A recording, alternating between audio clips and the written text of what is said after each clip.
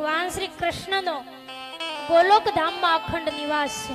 ગોલોક ધામમાં ભગવાન કૃષ્ણ એ પૂર્ણ પુરુષોત્તમ રૂપે રાધાજીની સાથે નિવાસ કરે છે. અને આ ગોલોક ધામમાં પુરુષોત્તમ રૂપે ભગવાન બિરાજમાન છે. જે રાધાજી છે ને એ તો ભગવાન કૃષ્ણનો આનંદ છે. રાધાજી એ કોઈ સ્ત્રી નથી,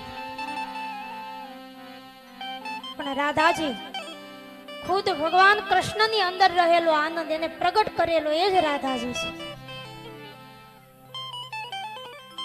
ગોલોક ધામની અંદર જ્યારે ભગવાનને રાસ રમવાની ઈચ્છા થઈ, પણ એકલા એકલા તો રમાય નહીં,